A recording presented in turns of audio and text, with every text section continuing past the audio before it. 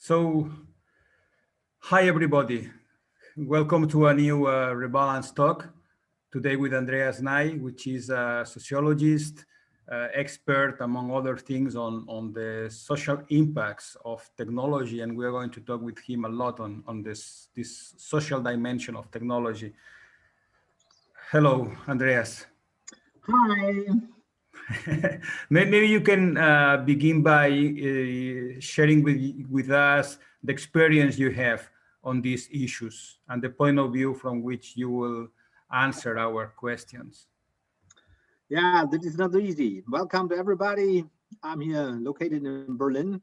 It could be that the internet is something a little bit weak because we are middle in Germany. We can build a lot of nice cars, but what we hardly do is internet.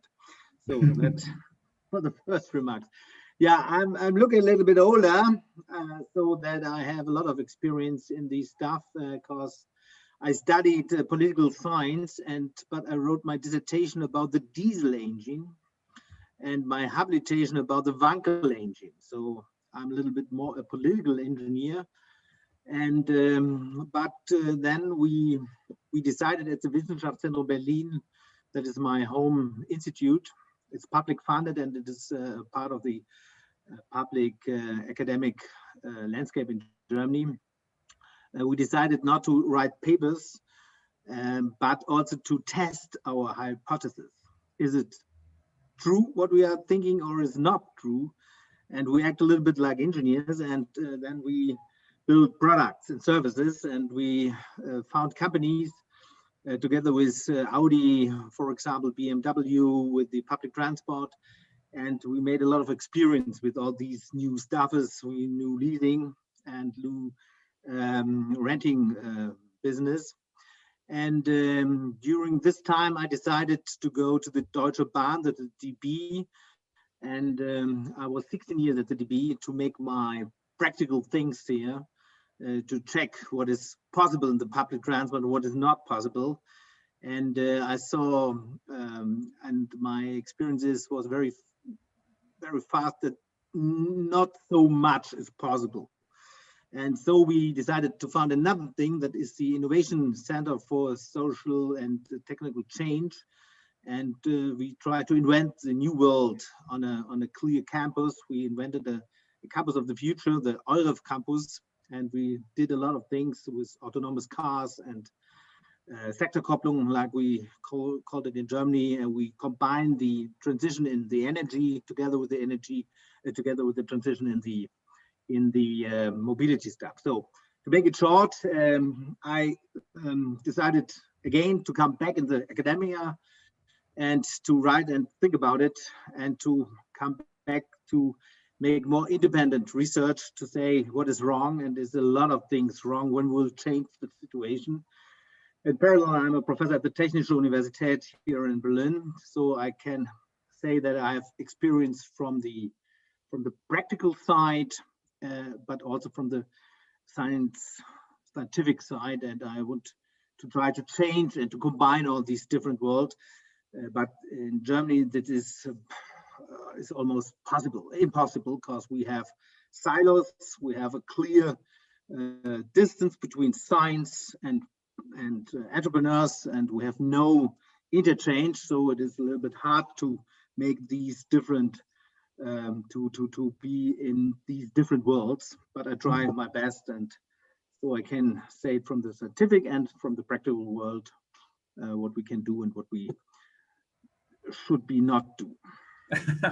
Then Andreas, let me ask you what BMW is asking everybody of us.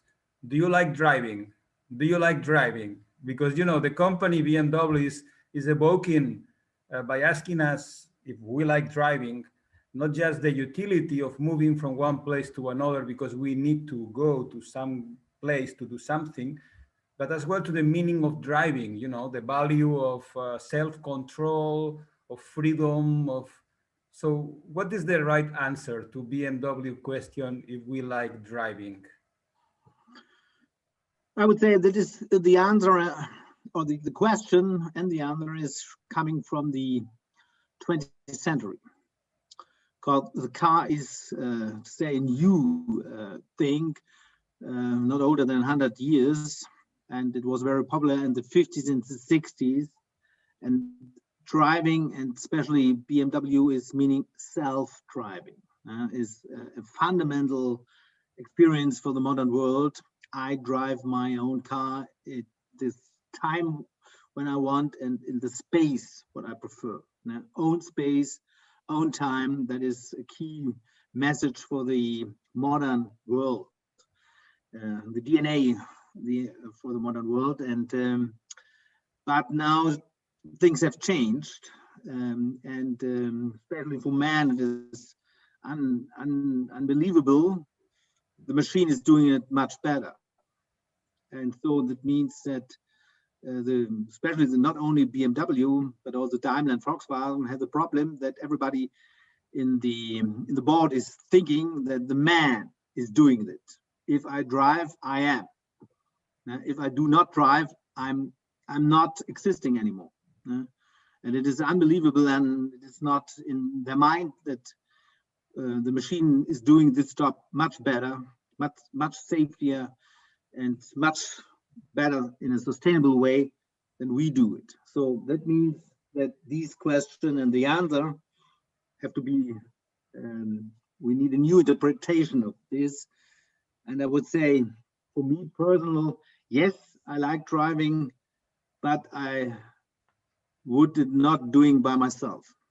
Then the next question will be, do you like a robot driving you?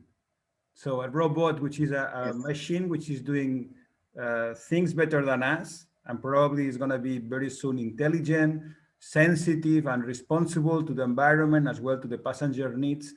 So it's not a threat to to have these robots moving us all around. Yeah, we have a lot of robots. The world is full of robots, no?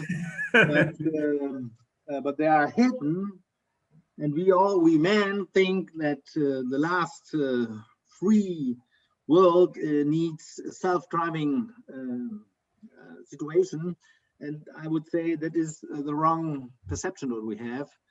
And to make it clear, we have a lot of experience with partly automated cars and shuttles, because in Berlin and in Europe, we do not have autonomous cars.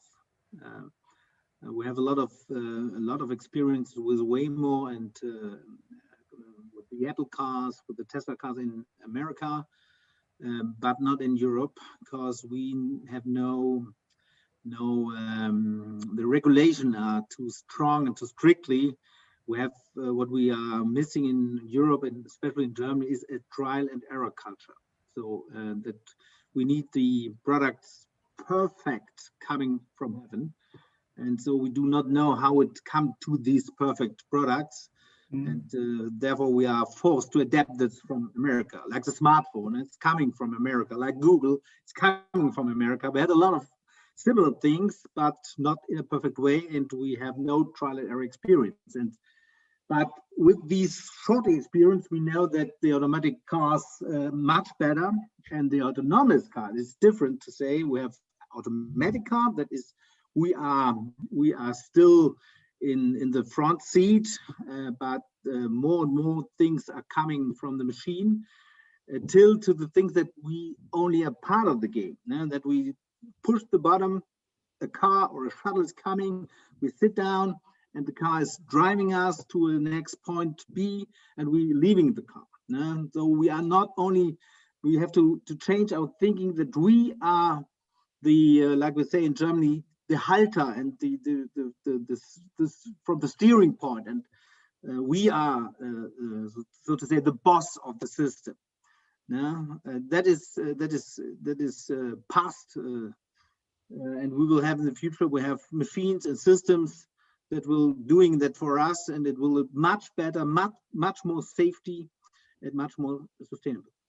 Okay, so let's go to the legal discussion, the moral discussion of the rights and responsibilities of electronic beings. you know that the European Parliament has been discussing what are the who is responsible for the decisions that a car, an autonomous vehicle, is taking instead of the passengers. And they try to define this idea of electronic beings, the rights of electronic beings, kind of the rights of the animals, different from the human beings. So human beings, we are in between animals and electronic beings. So how much this is, in a way, avoiding the fast implementation of autonomous vehicles, all the uncertainty, which is moral and legal in a way. Yeah. Also, again, this is an old-fashioned question. It is thinking from a point of, I'm the boss. Ow! Now the machine is the boss. What I have to do? What is coming? I'm very concerned. Who's responsible? But this is when the machine is going over, we will have totally different problems. So the quality of the machine, the quality of the performance will much better, much higher. It is much safer, it is much sustainable, and so we will have a system who's responsible, and the system has to be charged when something is going wrong. It's very easy because and at the end of the day, the system has a personified responsible people who are on the board, who are in charge when something is going wrong. So that is not a problem what we will have when we are doing these machines.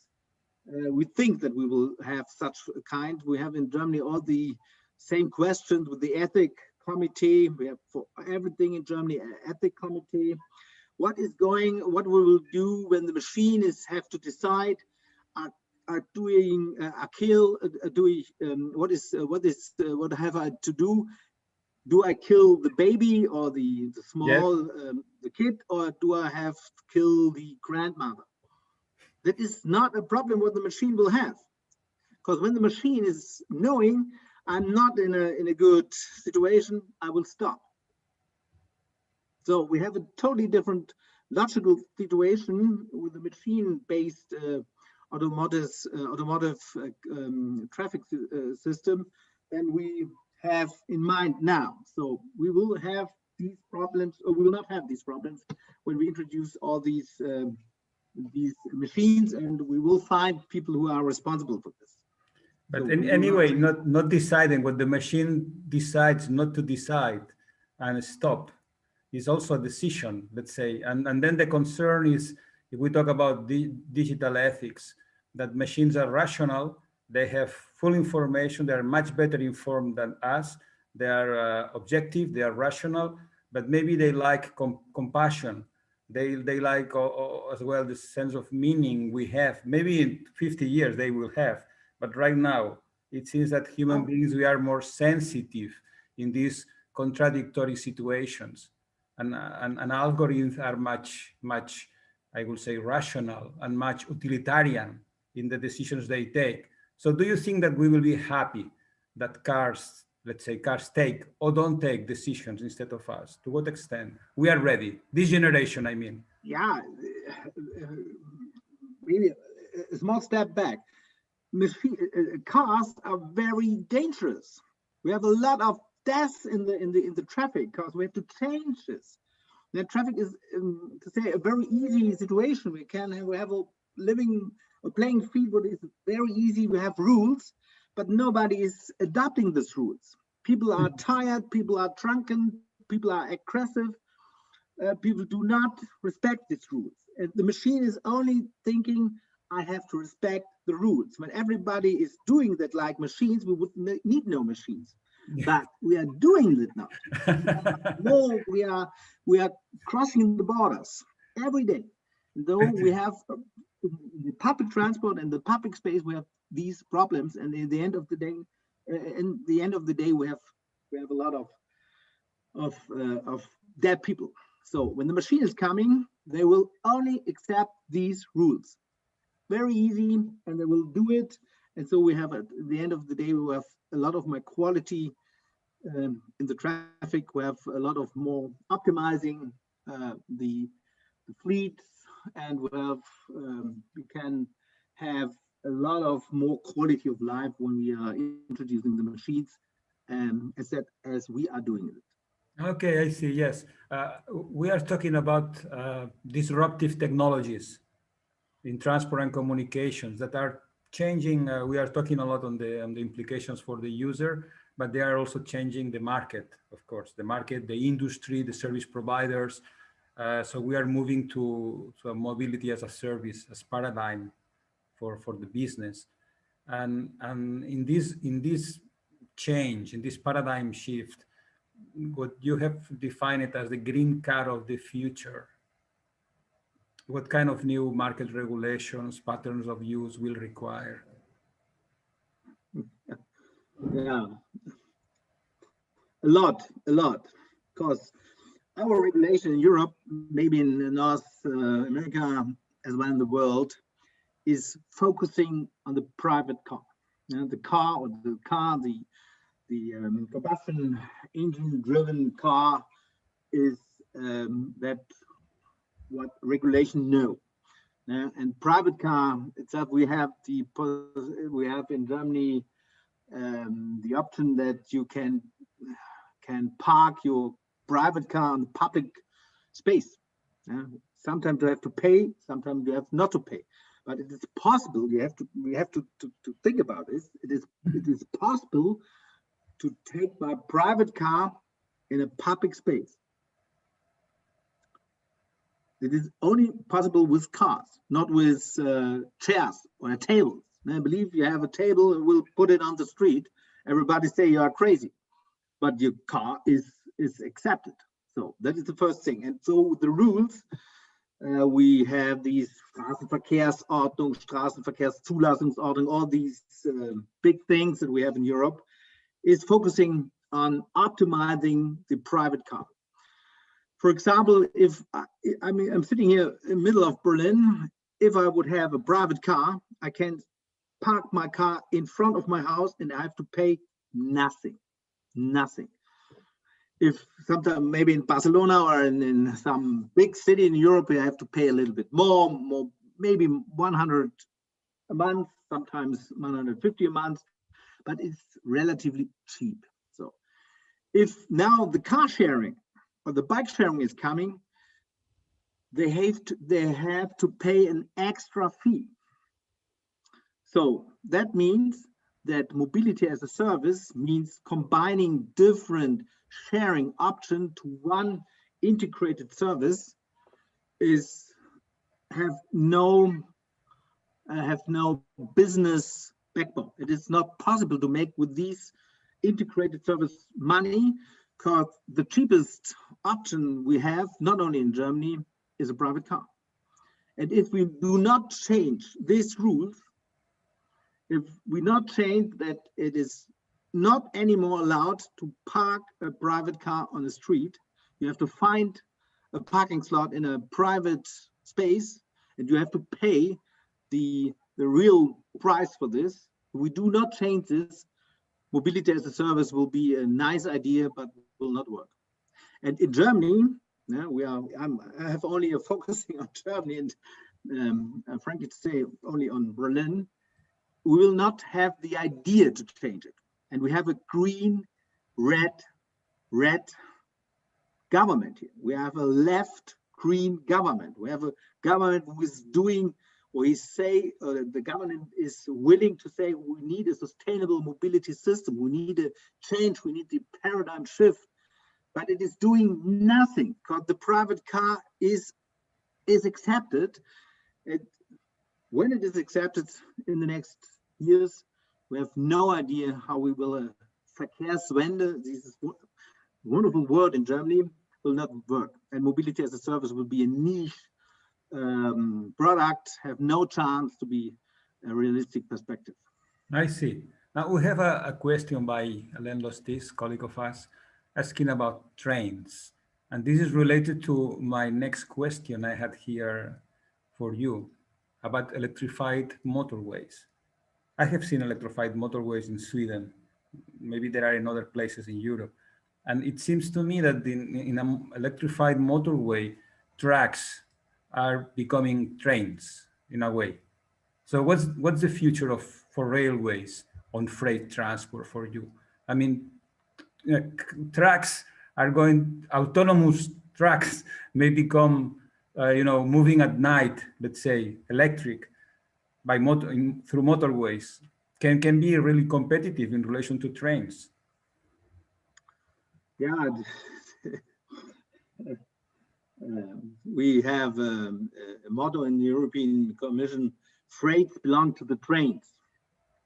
But the fact is that trains are too expensive. It is much cheaper to take the trucks, and you can see it. Go to a typical German highway, and you see this trucks on the right side moving like a train. They already did it, or they do it. But this is not the solution, because they need too much trucks, they need too much space. It is an inefficient way of moving freight from A to B. So we need trains, but we have to change the routes. It is the same. We have to change what costs to bring things, passengers, freight from A to B, and what does it cost to use the public space? Does it cost to use the highway? We have a toll system, you know this. We have a toll system in Europe, but not everywhere in Europe. It is very, very costly to go doing the Switzerland. So everybody is using the train. Totally different to Austrian. That is very expensive to use the train. So everybody is taking the train, the truck. So, and if we do not change these economic routes, if we do not change the political regulation, we will not have any chance to get more freight from the trucks to the trains. And so the industry is now thinking, okay, we have to change a little bit.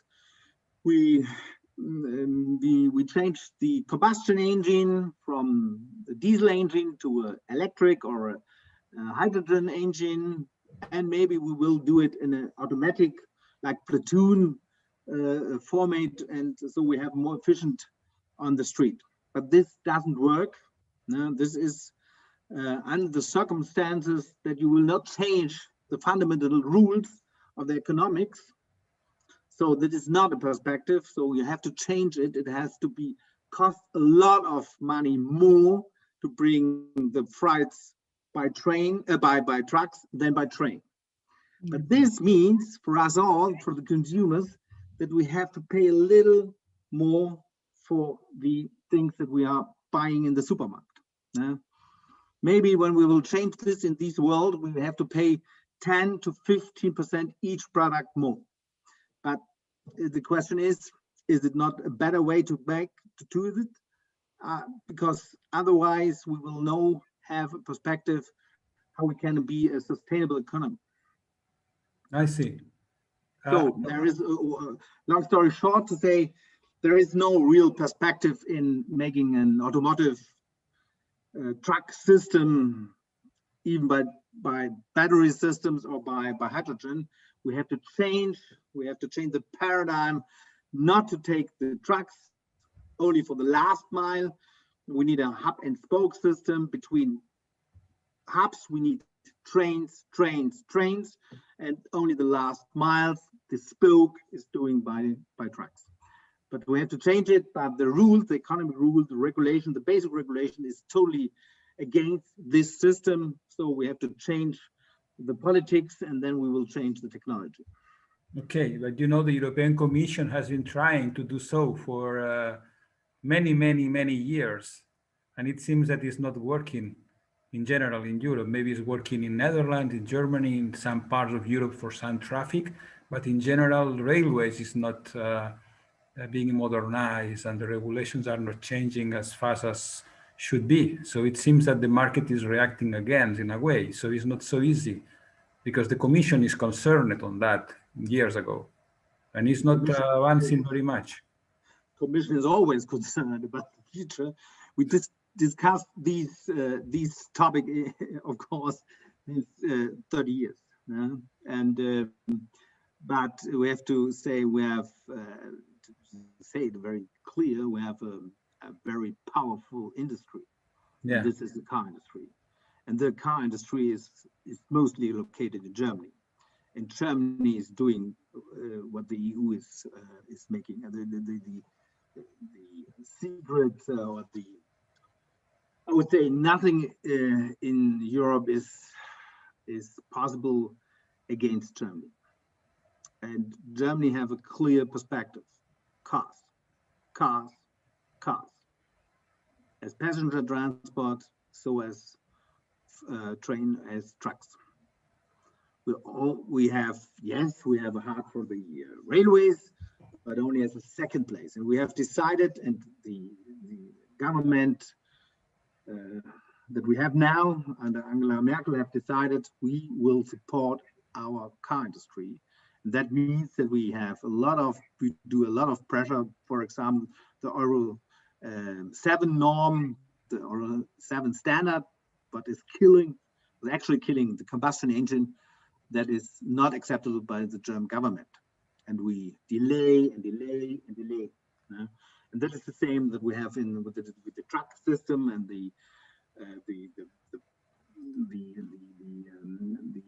impossible to do more on trains, because it depends, very easy to say it, on the German government. I see. You have been changing a little bit the subject, only a little bit. You have advocated in favor of bus rapid transit systems because they are, you say, fast, inexpensive, and you say that they are the ideal solution for large cities. Are you thinking on European cities, or are you thinking on cities around the world? Let's say I'm working on bus rapid transit systems in Brazil, making proposal as well for Addis Abeba, but I'm not sure if this can work in more advanced and sophisticated European cities. Yeah, we have a big debate in German cities. What is better, trams or autonomous cars, or maybe the bus rapid transport systems? And it depends who you ask what is the best solution. It depends a little bit on the size of the city, of the density of the city. If you have a large city with a high density, like big cities, we have not so much big cities in Germany, because we have a lot of smaller cities, not like Madrid, Barcelona, or Paris, or London. Maybe of Berlin, that is the only city we have in Germany. Munich, Hamburg, maybe. That is, these systems need a lot of space. That is a problem, because the most of the bus rapid transport systems having a situation that no other mode is using these lines. So we need, but the public space is very, very, very narrow, and we need systems that can combine all the different modes on the space. So we need the time that every transport system have his own line is over. And that means that the time of the tram is perspective over. We need cars, bikes, maybe auch buses that can use the same street, and then we can try to bring the density with different modes of transport on the street. Sometimes we have trains, of course, but these trains, like as we already discussed earlier, is only using the hub and spoke. So we need hubs, and we need a high performance public transport between hubs. That is clear, but this is different, and that is not on the street. If we take the street, then we have the spokes for this, and then we have the combination of or we need transport modes that can use all the streets, that we can have different modes for one street, and then we have a better quality of service, and that will then when we have concentrated on one thing and one system. Mm-hmm. After coronavirus, I mean, after we still are in the pandemics, demand for mobility has reduced, and there are some optimists that believe that in a way teleworking, even e-commerce, will reduce the demand of transport in cities in peak hours. So people will travel less, or will be more flexible on the needs for traveling, and may travel in another moment of the day, not in peak hour. This means that maybe we will not be in the problem of transporting as many people as possible in peak hour, as fast as possible, as cheap as possible. That maybe we can move to a more sophisticated transport system, which is concerned on the quality of the travel. I mean, the experience of the traveler, and the conviviality even in the transport system, because actually it's in the public system as well as in public facilities where people from different origins, different incomes, different genders go together. So do you think that we have to move from the idea of transporting as many people as possible, as fast as possible, as cheap as possible, to ways of moving people in a way that they can experience the time they are moving, not just as a time they waste, as a dead time, but as a time they can use to be with other people, even through mobile phones. So do you see this change as possible, and as good evolution in European cities? Or this is just naive in a way? A typical sociology answer is, it depends. The situation is unclear.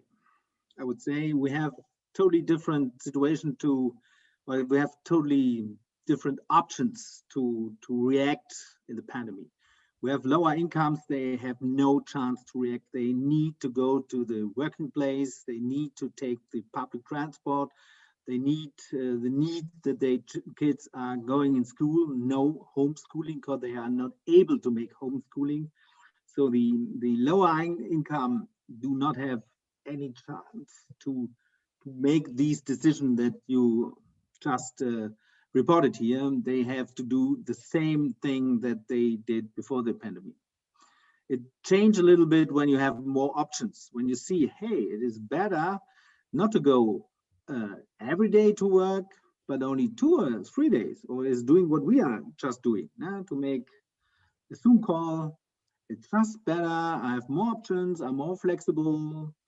But that is not the real world for everything for us. What we see is that, and what we measure, we do a lot of measurement in these days, is that we believe that all the traffic that is around the working place, that is not coming back to the old numbers. That in this case, I agree to what you are thinking about it. And we say our number is only 70% is coming back. So we can save 30% of the working place oriented traffic volume. That is a lot of things, because this segment makes a lot, roughly 30% of all the traffic. So that we can save, and we can bring, and we can reduce the need to go from A to B. Very easy. And a lot of companies are forced now to give their workers and their employees more freedom. We have in Germany, especially in Germany, we have this control thing. We have to control everybody. And you can control the people only when you see the people on the working place. I see you, then I know you are working. Do I not see you? I do not know if you're working. And now this has to change, and this will not come back in the old way. That is one thing. The other thing is that we have a change in a little change in the estimation of using the airplanes, because we know that using the flight, then you have to forget anything about the climate change. One flight from Berlin to Palma, for example, Yes. is exactly the same if you drive a car for 1 year. And if you want to rescue the climate, you can't fly anymore. That is very easy. But not everybody is doing this, but a lot of things, a lot of people think about and reflecting their flight patterns. And what we know, or what we think what we'll do, what we change is that the flights into the countries, the inner flights will going very down. The number will going down. You will fly in Europe, you will fly from between the continents, but the flights will definitely reduce the numbers. So it will a little bit more reflected, but this is not true for the flights what you're doing for holidays. We estimate that the holiday flights will come back to the almost same amount that we have before the pandemic. That is so in make it short, to make coming to the point, what you think. I would say no, it is not so just a big change. Home office and mobile working will increase a lot and will change a lot of things, but the patterns of life, the pattern of thinking, the philosophy of life, the philosophy to come from A to B very fast will not change. This will not change. It's important argument. Yeah. Good to know your point. Sorry about this. Exactly. Yeah. But it's good because it makes us to think. Yeah. Gadir, a colleague of us, is asking you about public transport in the sense that if autonomous vehicles give more flexibility for door-to-door mobility, as well as people have a little bit more flexibility as well in the schedules. They don't have to always move in peak hours. It seems that the public transport is becoming less competitive in relation to other individual ways of transport, in particular autonomous vehicles. This is I agree to this. It depends. Sociology answer. It depends a little bit on the same on the size of the city. Barcelona, Madrid, Paris, London, Berlin is big cities, so there is a need for, like we already mentioned it, for the hubs and the high performance transport modes between these hubs that are trains, definitely trains, to come from A to B. But the hub is not the end of the journey. You will not live in the hub, you will not work in the hub, you have to go from A to B. And this means that in big city, we have still in public transport in an old traditional way with trains, maybe with rapid bus transit systems, but only from hub to hub. And the spoke will provide by, as mentioned, as different ways of modes. And this is the business for the autonomous cars. But when you think about the next, or think about cities with medium size, maybe 500,000 habits, I would say, and I will make it very clear, the autonomous car is the solution, because it is so much easier to come from A to B only by pushing your smartphone. And when you do it in a pooling system, not only hailing that you are being the only one in the taxi, like a taxi cab, but you have to do it in a pooling. And we have a lot of experience with pooling now. We have a lot of pooling companies. I do not talk about Uber. I talk about pooling companies that bring the people from A to B and collect these people from A to B with different ways. And when you see that is now doing by a driver, and when you have the imagination that in the next 5 years, this driver is not necessary anymore, and you can see what this means for from the cost side, because the driver cost makes a lot, around about 50%. 50% of all the cost of the transportation is coming from the personality costs.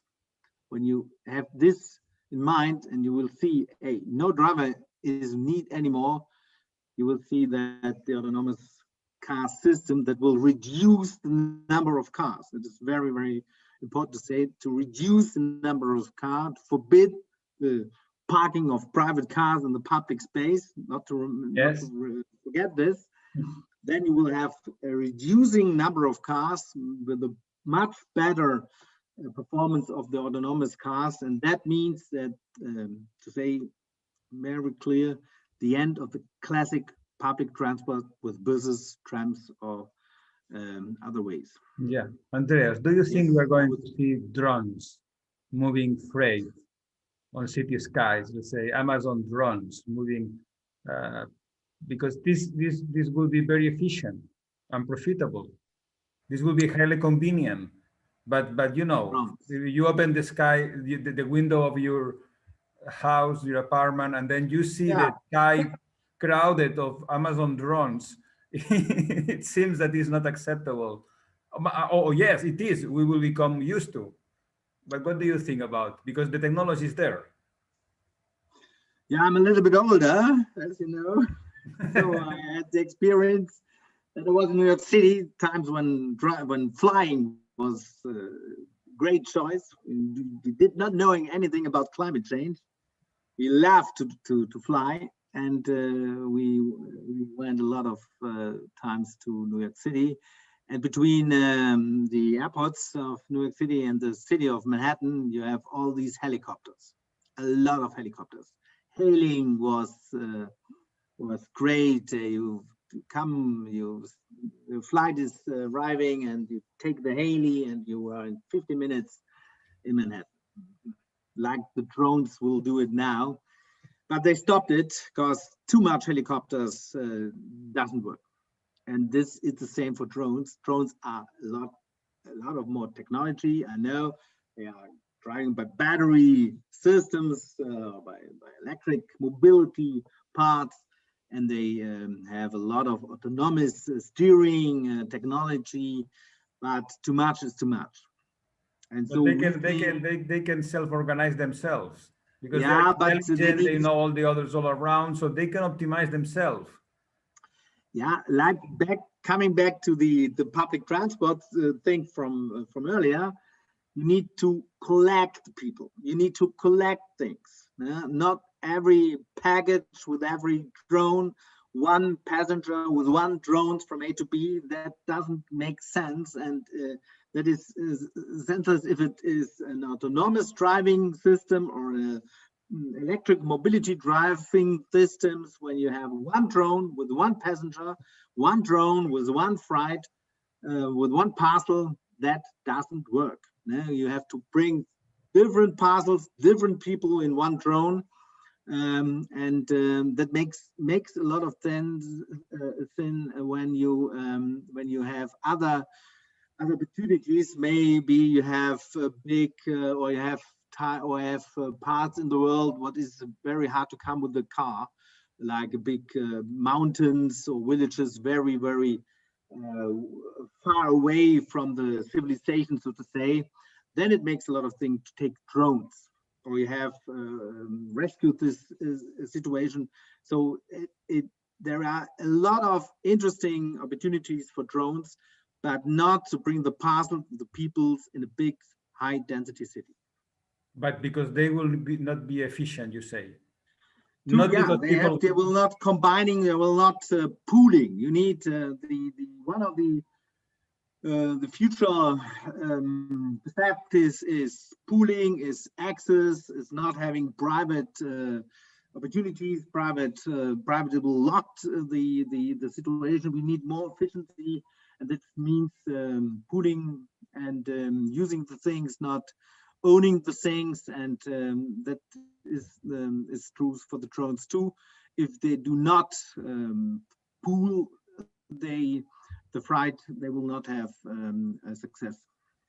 Okay, because what we see is with IoT, Internet of Things, BD, big data, AIS, artificial intelligence system, the combination of these three things, that we don't need theory.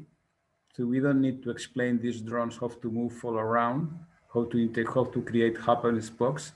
They can be so intelligent to self-organize themselves. So even we don't have to forecast mobility demand or plan infrastructure of services or optimize transport systems, because all these algorithms are so clever, get so many data all the time, just in time, and organize themselves, that it seems that transport systems can be optimized in an artificial way without a human being having a theory how to do that. So for many people, for me, if I can say, I can imagine that we can, the system can be optimized and can work. And then I see the problem is that maybe human beings, we don't like to see all these things going on around, that we don't like to, we will not like, we resist to live in a smart city with everything is all optimized, but us.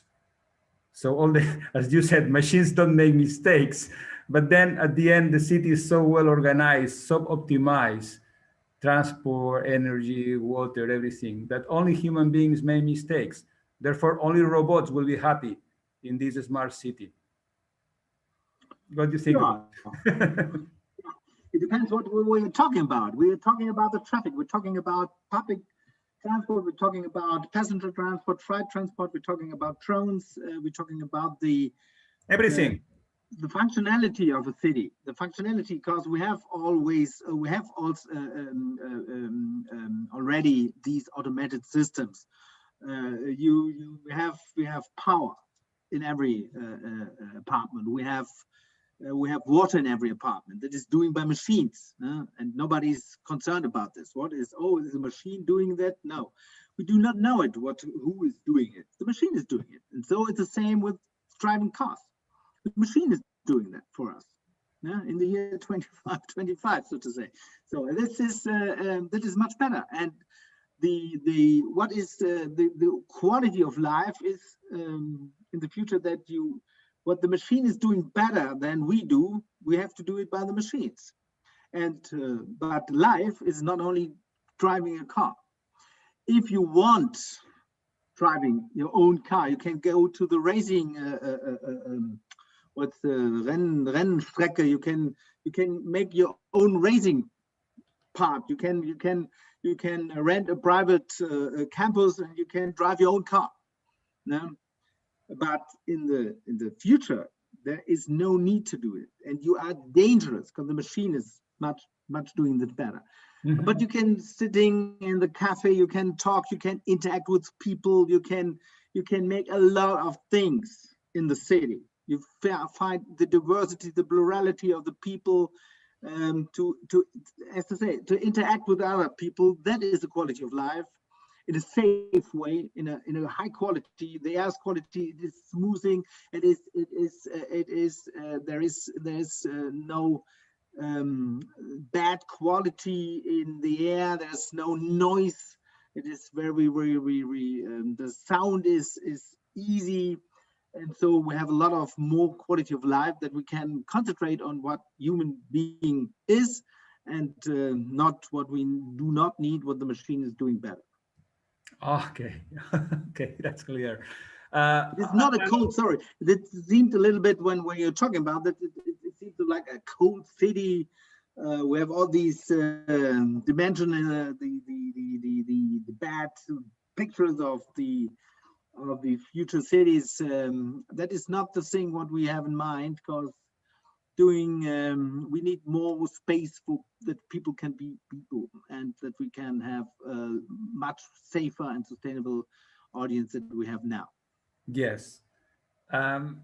let's talk a little bit about digiphrenia, which is a concept I just was aware last week, which is this wish human beings have to be in different places at the same time. Not to move, but to be in different places at the same time. And it seems that telepresence is a technology that may help us to be in different places at the same time. So not our body, but a recreation of our body that is reacting according to our behavior, something like that. Do you think that telepresence is something realistic we can think for the next 20, 30 years? Or is just a futuristic nightmare? Yeah, what is doing we will when you this argument what we had earlier with the machine is doing better. You can say in some of these video conferences, maybe the machine would be doing a better way to argument and to make this talk than the machine than the people itself. So I sometimes I have the impression that who I or the opposite who I'm talking with is not the people who I think who is. It is an avatar. Yes. This man is not think is not doing, or he's a machine is called, or you are a machine, or I'm a machine. Yes. And actually I'm sitting in the cafe around the corner and doing all the other thing what I have to do. So there's a lot of things possible. I'm not an expert in this situation, but what we learn with the video calls and all these things that plays, that is, I would say, it is a little bit different. And the revolution thing of the digitalization is that privacy needs not anymore a private room. Privacy, you can have privacy everywhere. You have your thing in the ear. You have everything what you need. So that is that space and presence is changing a lot.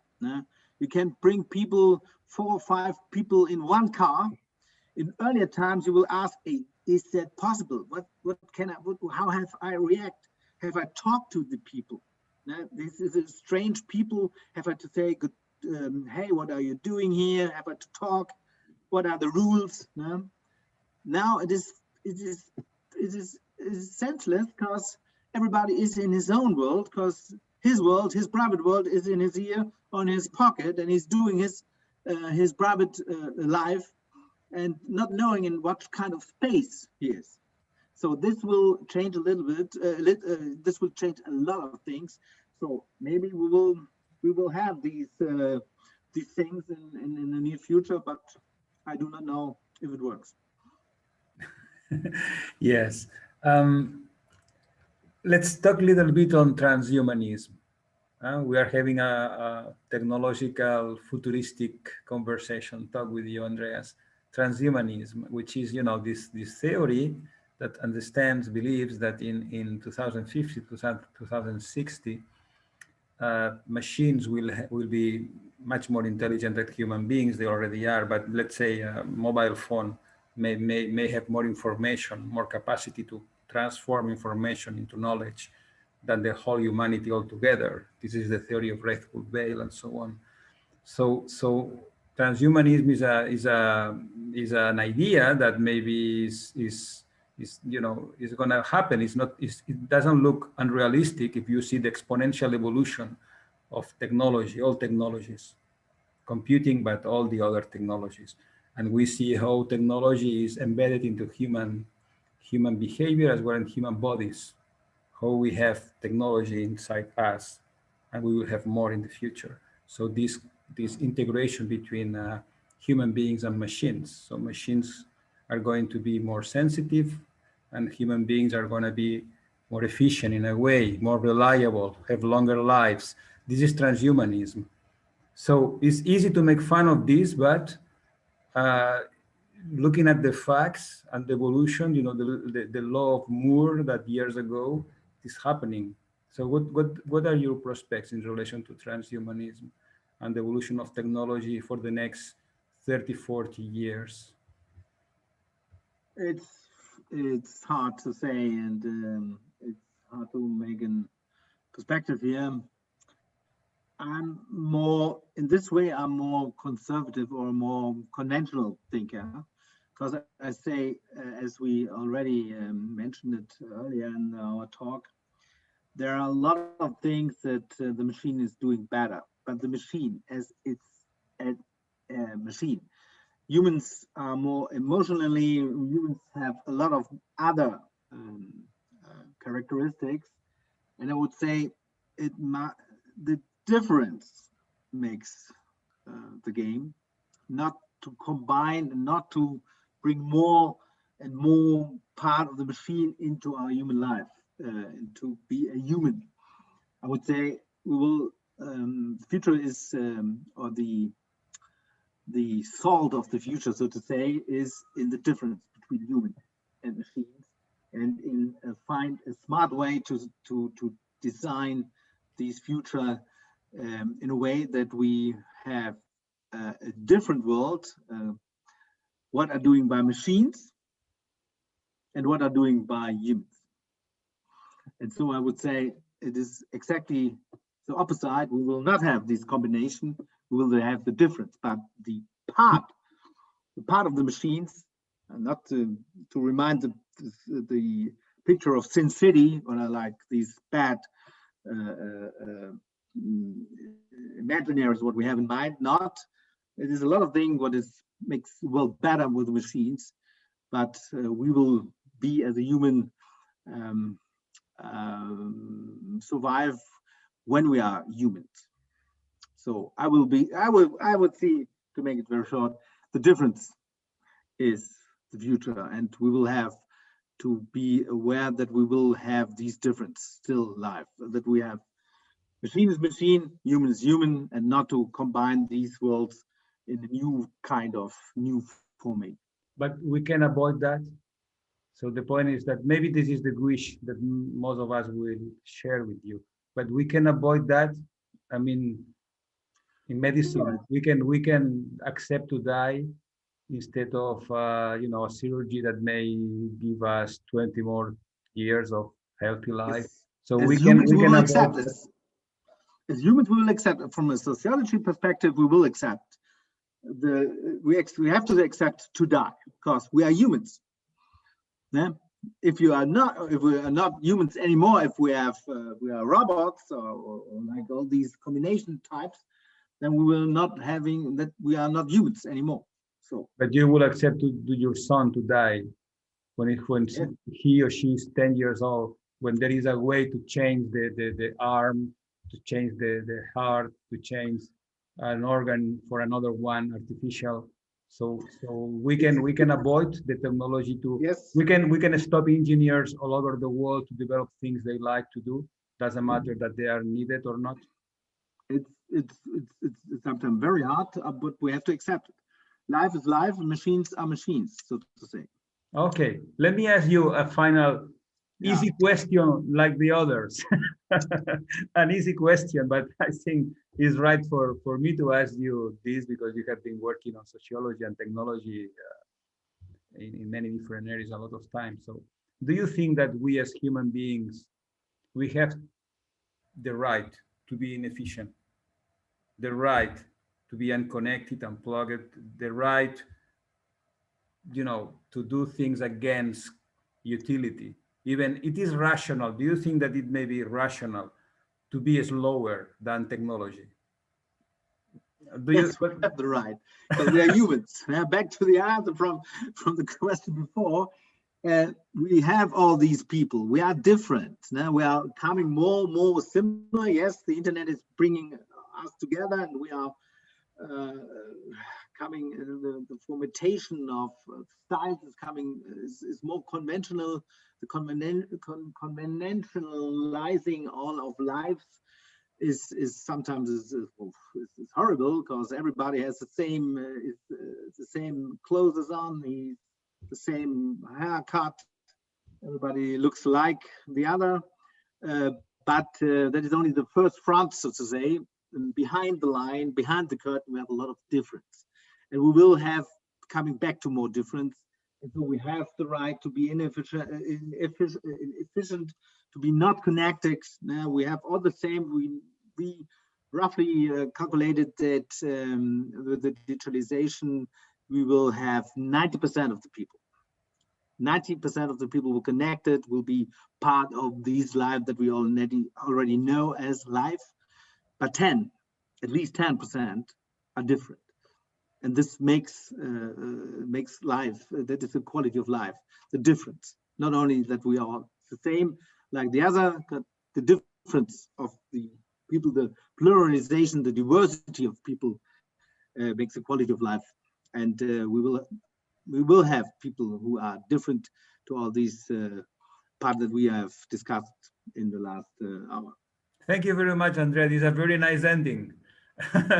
Very nice ending. I have to ask all colleagues which have been listening to us that I've been unable to make you many of the questions we have, just because we are changing the subject a little bit. Then when the question comes, we are talking about something else, but we will keep all these questions because all of them are very relevant.